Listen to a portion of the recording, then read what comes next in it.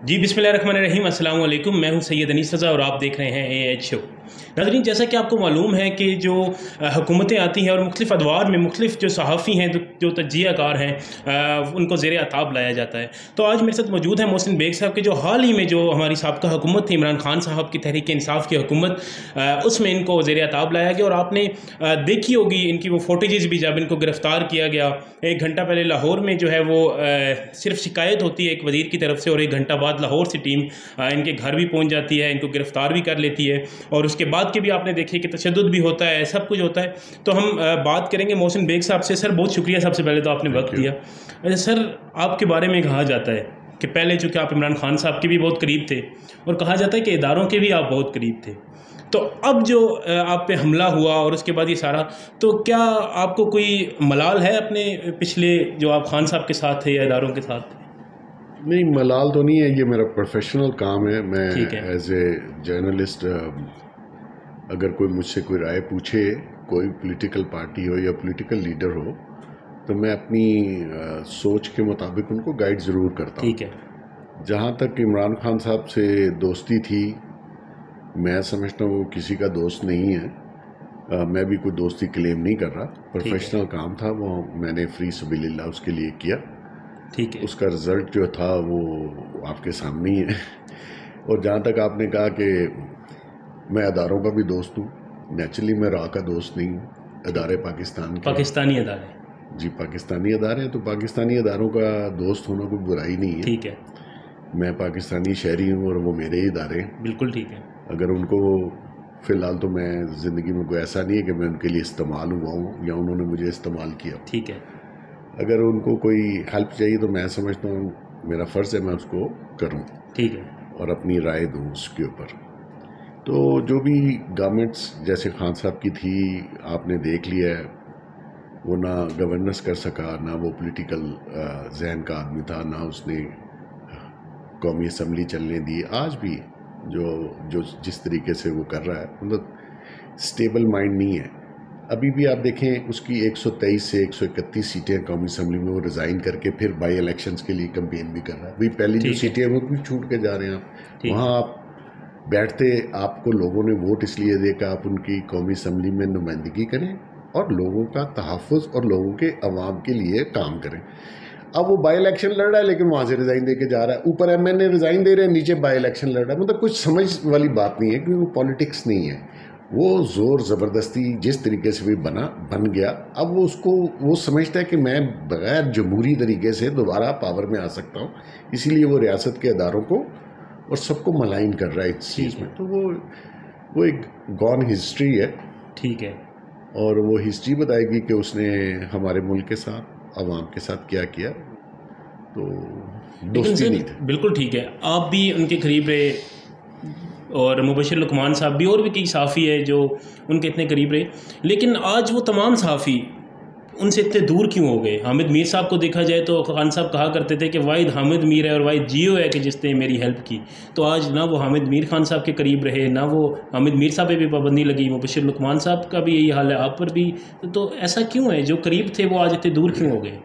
देखें, बेसिकली आप करीब होने का मकसद ये था कि शायद हमारे मुल्क में ये जो 2 पार्टी सिस्टम है ये ख़त्म हो, और एक नई ऑप्शन के तौर पर खान साहब आए। जो गुफ्तगू और जिस तरीके दावे और वादे और जो मंशूर था, उसके लिहाज से तो उनको सपोर्ट इसलिए किया जा रहा था। मैं अकेला या मुबशर या हामिद मीर नहीं थे, पूरे लोगों ने वोट भी दिया। बिल्कुल ऐसे ही। वो इसलिए कि शायद हमारे मुल्क की तकदीर बदल जाए और हमारे आने वाली जो नस्ल है और पाकिस्तान इन फ्यूचर, उसमें जो स्टेटस को है या जिस तरीके की पॉलिटिक्स की जा रही थी या जिस तरीके की गवर्नेंस की जा रही थी, उसमें करप्शन थी, उसमें नेपोटिज्म था, उसमें बहुत सारी और चीज़ें थी, उसका खात्मा चाहते थे हम लोग। इसलिए खान साहब को सबने सपोर्ट किया उनके दावों के ऊपर। जब वो गवर्नमेंट में आए, उन्होंने गवर्नेंस शुरू की, उन्होंने अपने सारे वादे, दावे, तकारीर, बयानात उन्होंने यू टर्न में घुमा दिए। और मैं और मेरे साथ और भी बहुत से लोग और वोटर भी, वो ये समझते थे कि इन्होंने झूठ बोला कौम से, कौम की उम्मीद को तोड़ा, यंगस्टर्स, मिडिल क्लास को धोखा दिया, वरना तो उनसे कोई ज़ाती इख्तिलाफ नहीं है। ठीक है। ہم یہ سمجھتے ہیں کہ انہوں نے غلط بیانی کر کے پاور میں آئے اور میرے سمیت ساری دنیا کو دھوکہ دیا. تو اس لیے ہم نے ان سے سائڈ پہ، اور میں یہ سمجھتا ہوں کہ میرے ملک کے ساتھ، میرے لوگوں کے ساتھ اس نے بہت بڑی زیادتی کی. ٹھیک ہے، آپ کو جب گھر سے اغوا کیا گیا، آپ کو لے جایا گیا، آپ نے ایک جملہ کہا جب آپ پر تشدد بھی کیا گیا، آپ اسی حالت میں تھے اور آپ نے کہا کہ خان تو گیا. تو کیا اس ٹائم خان صاحب تھے تو کیا آپ بھی اس سازش کا حصہ تو نہیں تھے کہ آپ کو پہلے سے معلوم تھا کہ آپ خان صاحب جا رہے ہیں؟ دیکھیں، جمہوریت میں اور پالیٹکس میں سازش کوئی نہیں ہوتی. ٹھیک ہے، یہ جو بیانیہ ایک بنایا جا رہا ہے کہ امریکی سازش ہے، یہ کون ہے؟ یہ کون ہے جس کے خلاف امریکن سازش کرے گا؟ خود دیکھیں، وہی میں کہتا ہوں نا، کبھی کچھ کہتا ہے کبھی کچھ کہتا ہے. یہ جو ووٹ آف نو کانفیڈنس ہے، یہ تو پچھلے نومبر سے چل رہا تھا اور مجھے پتا تھا. دیکھیں، میں صحافی ہوں، الحمدللہ ویل اویئر ہوں چیزوں سے. میں جس پروفیشن میں ہوں اس میں آپ کی پولیٹیشین سے دوستیاں بھی ہوتی ہیں، کانفیڈنس بھی ہوتا ہے، چیزیں پتہ رہتی ہیں. مجھے پتا تھا کہ یہ نہیں بچے گا، کیونکہ جس قسم کا بیہیویئر اس شخص کا ہے، اس نے تو اپنی پارٹی انٹیکٹ نہیں رکھی. اور لوگ اسی کی پارٹی کے اندر بہت سے لوگ تھے جو اس سے خفا تھے اور وہ جانا چاہ رہے تھے. ان کی اپنی ایک سیاست اس کی وجہ سے خراب ہو رہی تھی. ٹھیک ہے، اور ووٹ آف نو کانفیڈنس آپ کے آئین میں درج ہے، اور وہ کوئی غیر جمہوری بات نہیں ہے اور کوئی سازش نہیں ہے کہ میں آپ کو ووٹ آف کانفیڈنس سے نکال دوں اور آپ کے سازش ہوگی. سازش دیکھیں، ووٹ آف نو کانفیڈنس جو ہے اس کا مطلب ہے کہ آپ کی اپنی پارٹی آپ پہ اعتماد نہیں کر رہی. بالکل، اپوزیشن تو آپ پہ ویسی نہیں کر رہی ہوتی.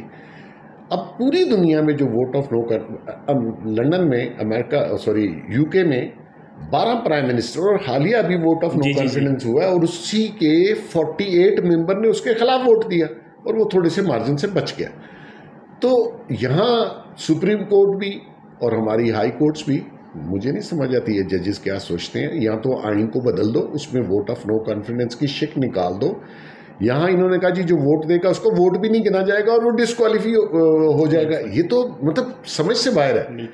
تو جو خان کہہ رہا ہے کہ جی میرے خلاف سازش، بھئی آپ کے لوگوں نے آپ پہ اعتبار نہیں کیا، آپ کی پالیسیز کی وجہ سے.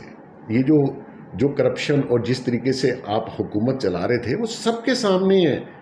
تو اس میں سازش کہاں سے آ گئی؟ وہ تو ایک ڈیموکریٹک وے ہے. مطلب یہاں ایسا نہیں ہو سکتا کہ آپ ایک دفعہ پرائم منسٹر بن جائیں اور پھر آپ کو کوئی پوچھے ہی نہ.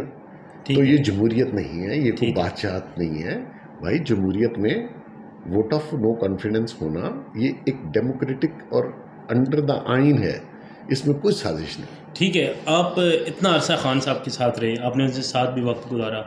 آج کل جو بات چل رہی ہے، اکثر الزامات پہلے بھی لگے. کل عطاءاللہ طارڑ صاحب نے خان صاحب کے حوالے سے بات کی کہ خان صاحب نشہ کرتے ہیں، کوکین ہے. حنیف عباسی صاحب بھی، خیر وہ تو ایک مخالف ان کی جماعت ہے نون لیگ. تو آپ نے کبھی دیکھا خان صاحب میں ایسی کوئی چیز، کیونکہ آپ اتنا عرصہ ان کے ساتھ رہے؟ دیکھیں، میں نے خود تو نہیں دیکھا، ٹھیک ہے، لیکن میرے نالج میں ہے کہ وہ یہ کام کرتے ہیں. ٹھیک ہے، لیکن اگر آپ ساتھ ہیں تو کبھی آپ کے سامنے؟ نہیں، میں خود نہیں نا ڈرگ کرتا. اچھا، اگر میں کر رہا ہوتا تو میں ضرور کرتا ان کے ساتھ بیٹھ کے. بالکل ٹھیک. تو ان کو پتا ہے کہ میں یہ کام نہیں کرتا. ٹھیک ہے.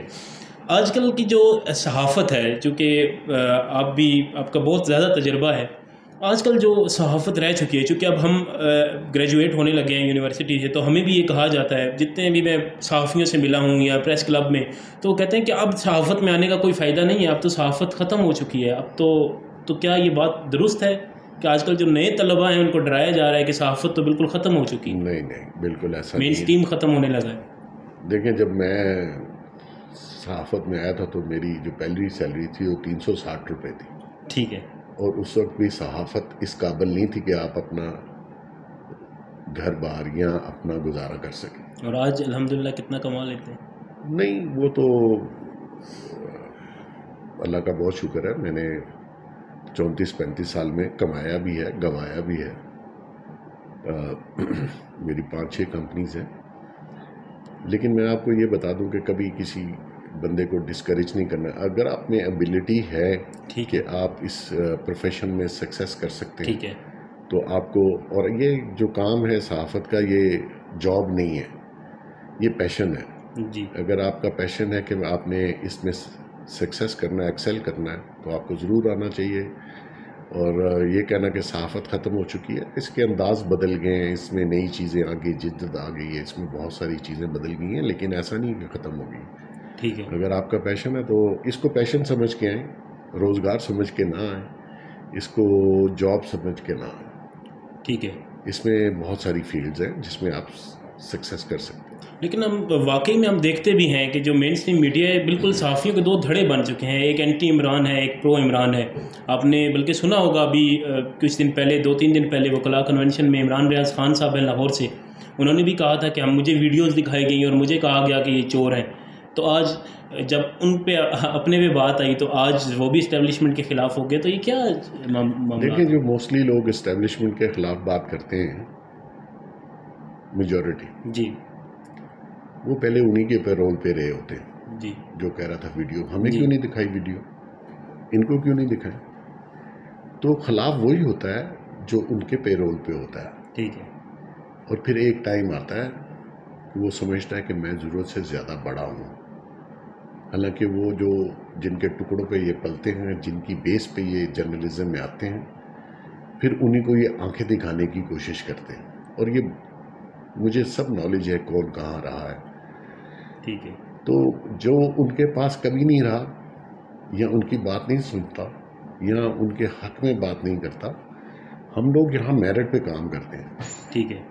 اگر کوئی چیز ایسی ہو جو میں سمجھتا ہوں کہ اداروں یا ہمارے ملک کے ضروری ہے، چلاتا ہوں. جو چیز میں سمجھتا ہوں کہ یہ پروپیگنڈا ہے یا کسی کے خلاف، میں اس کام کا حصہ نہیں بنتا. ٹھیک ہے. یہ میں آپ کو 34 سال کا ریکارڈ بتا رہا ہوں. بالکل ٹھیک. کسی سے پوچھ لیں، میں واحد آدمی ہوں جو ان کو جواب بھی دیتا ہوں کہ ہم نہیں کر سکتے، اور میں نہیں کرتا. میں نے کئی بار ISPR کو بلاک کیا کہ میں پروپیگنڈا نہیں کرتا. آج بھی یہ ابھی میرے ایڈیٹر ہیں، انہوں نے کہا کہ وہ بریگیڈیئر صاحب ہیں، میں نے، میرا خیال ہے اللہ اگر جھوٹ نہ بلائے، 12 سال سے اس شخص کا نمبر بلاک کیا. اچھا. کوئی نہیں کر مائیکا لال کر کے دکھائے. یہ جو آپ نے جن کا نام لیا، میں نہیں ان کے بارے میں گفتگو کرتا کہ وہ صحافت میں کیسے آئیں.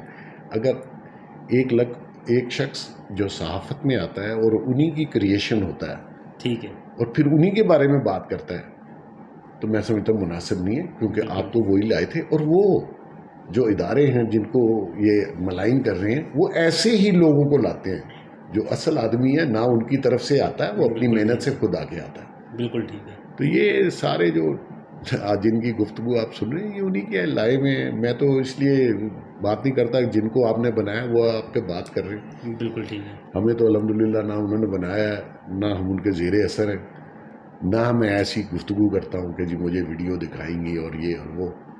بھائی آپ کو ویڈیو دکھائی کیوں گئی؟ آپ گئے کیوں وہاں؟ ہمارا بھی ریکارڈ چیک کر لینا، ہم کتنی دفعہ جاتے ہیں وہاں. ہمیں تو کوئی فون نہ کرے تو میں تو بات نہیں سنتا کسی. بالکل ٹھیک ہے. تو یہ صحافیوں کو خود خیال کرنا چاہیے. ہاں اگر کوئی ملکی مفاد میں ہے تو ضرور، لیکن یہ جو انٹرنل پالیٹکس ہے، جیسے آپ نے کہا جی ڈیوائڈ ہے، ڈیوائڈ ہوتا ہے، ایسا کوئی نہیں کہ ہر بندے کا اپنا ایک اوپینین ہے، اور اوپینین ٹلٹ ہوتا ہے. بالکل ٹھیک ہے. بس میں پروگرام کے اختتام کی طرف جاؤں گا. آخر پہ کبھی کسی صورت میں لفافہ آفر ہوا کسی کی طرف سے، جو یہ کہا جاتا ہے جی لفافہ اور یہ اس طرح کی چیزیں؟ نہیں، میری اسٹیج پہ تو لفافہ، مجھے تو کوئی کنٹینر ہی دے تو میں شاید قبول کروں. لفافے والا میں ہوں نہیں. بالکل ٹھیک ہے. لیکن ہوتا ہے، ایسا نہیں ہے کہ میں کو بالکل نہیں ہوتا، ہوتا ہے. لیکن میری ایک ریکویسٹ ہے، اگر آپ نے یہ جرنلزم جوائن کرنا ہے، جی، لفافے کو مت لیجیے گا، ورنہ پھر آپ ساری زندگی لفافہ ہی لیتے رہ جائیں گے.